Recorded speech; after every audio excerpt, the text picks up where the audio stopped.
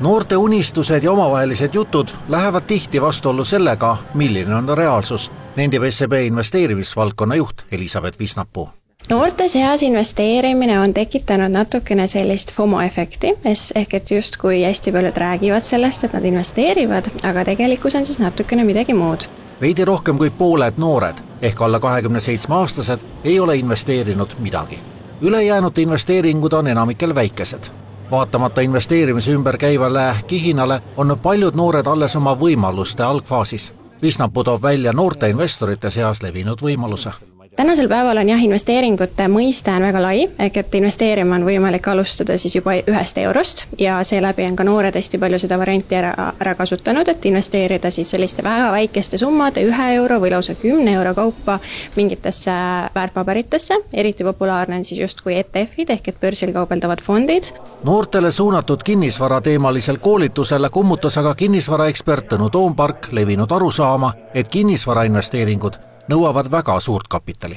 No kui me asume praegu Lauteri tänaval, meil kõrval on üks majaehitus, kus keskmine müügihind on 8000 eurot ruutmeetri eest, siis on Eestis hulka asukohti, kus 8000 eest saab isegi mitu korterit osta. Niimoodi, et need summad ei pea olema sugugi liiga suured. Aga tasub osta selliseid 8000-lisi kortereid siis?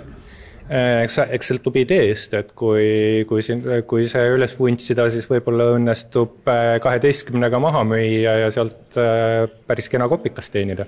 Toompark soovitab taskukohasemate võimaluste leidmiseks vaadata väljapoole peamisi asukohti. Ta lisab ka ajalist perspektiivi. Täna on maailmas määramatust palju ja see määramatus mõjutab meie majandust, meie kindlustunnet, et teisalt kõige raskematel aegadel tehakse ju ärilises mõttes kõige paremad, kõige kasumlikumad otsused. Selgelt riskid on suured, võib-olla on ka kahjumlikud otsused, eks tulevik näitab. Koolituse korraldaja Trevor Kaarte ettevõtlusklubist Enter selgitab, mis on ajendiks noortele kinnisvaraürituste korraldamisel.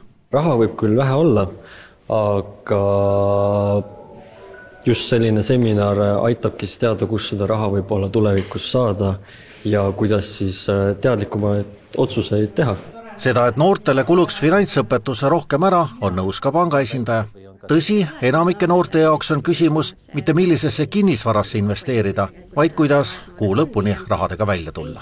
Tihtipeale, kui me vaatame üldse peale, et kui palju on noortel selliseid sääste, et ära elada, juhul kui peaks selline ootamatu töökaotus tekkima, siis paratamatult see summa ja see maht on üsna lühike, ehk et umbes selline 1 kuu kuni siis maksimaalselt 3 kuud on see aeg, kui noor siis saab nagu justkui ära elada selliselt, kui tema töötasu peaks ära kaduma.